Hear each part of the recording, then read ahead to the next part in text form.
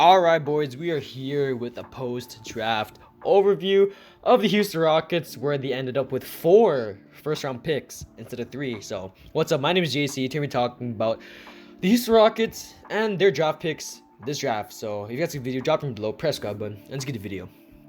So, where to start, bro? I mean, this draft was absolutely crazy, bro, because for the most part, like, everyone and outside of the top 3 prospects, it was absolutely crazy, man. I think for the most part, like all the draft picks outside of the top 3 prospects who didn't land where they were supposed to, especially with number 4 Scotty Barnes. I think when the Raptors drafted Scotty, it's when the whole board got messed up, man. I mean, Suggs at 5 and then Josh Giddey at 6. It was it's close. I mean, Josh Giddey and Scotty Barnes, they both really messed up the board, bro. They really did. And the Warriors, Jonathan Kuminga at 7. Absolutely crazy. And then they got Moses Moody at 14. Crazy. And, Sharif Cooper, as I'm recording this right now, Sharif Cooper has not been drafted yet. He's still undrafted. Pretty crazy. So, let's just go over the picks from the Houston Rockets. They had the 2nd, the 16th, which they traded for today, the 23rd and the 24th. So, obviously, Jalen Green, number 22, number 2 overall pick in the draft. We all know Jalen Green, man. Absolutely phenomenal player. Right beside KPJ. Chemistry right there. Now with number 16th pick, we picked up Alperen Sengun. I think that's his name. Alperen Sengun. So, Sengun, apparently he was the Turkish League's MVP. He did average 16 points and 8 rebounds and 2 blocks. Absolutely ridiculous, man.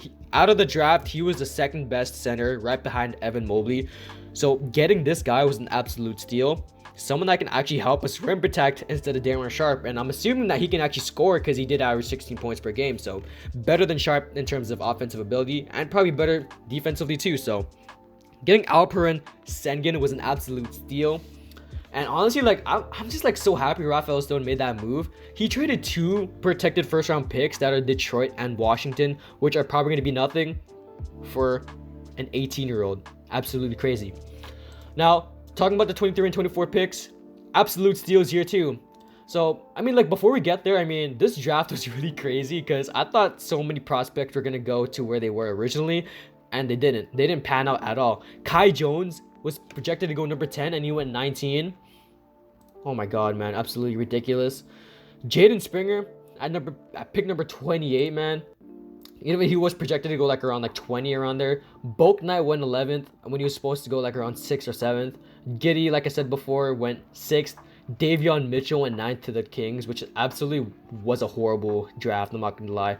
Getting Josh Giddey wasn't really a good pick from the Sacramento Kings because they already have Halliburton and Fox and Buddy Hield. So Mitchell's probably going to be coming off the bench. Zaire Williams at 10 was probably one of the craziest ones because he was projected to go 20th and he went 10th to the Memphis Grizzlies. And then Boak Knight going to the Hornets is actually really interesting now because Hornets games are going to be pretty fun to watch, with Boak Knight and LaMelo there. And then for the most part, it was pretty much basic. Corey Kispert, he only went 2 draft picks behind to where he was supposed to, in Indiana, but it's fine. I mean, enough you got Alperen Sengun. So now getting back to the 23rd and 24th pick. 23, you got Usman Garuba. I think Usman Garuba definitely is in a really good position. I think he was supposed to be drafted around the 20th range, so 23, not that bad. He's a really good finisher, man. I mean, we're talking about someone that has really high energy on the floor and then off the floor. I'm assuming he's got some really good energy too. Usman Garuba, he definitely has some shot blocking ability too, man. I mean, from what I've seen from his game, and I've seen some clips of him playing in the Olympics. I forgot what team he was playing for, but he had some plays where he just blocked the ball. Someone in my stream today said that he was locking up KD in an exhibition game. So really good things I've seen from Usman Garuba. I don't know, man. I think Usman Garuba could definitely be a really good piece for us in the future. I think he has a really high ceiling too, man. I mean, I think he's one of the more raw prospects in this league, in this draft, because we don't really know what we're gonna expect from him. Kind of like a Sekou Doumbouya type of player, where he has a lot of raw potential, but we don't know what we're gonna get from him. Just really depends on how much we're gonna pay him first in the future. and B, how well he's going to develop. And honestly, I think he's going to develop very well, you know, especially playing beside Christian Wood and Alperen Sengun, whatever his name is. So, a really good pick from the Rockets at 23. Now, 24, Josh Christopher. I did mention this guy in who the Rockets should pick at 23 and 24.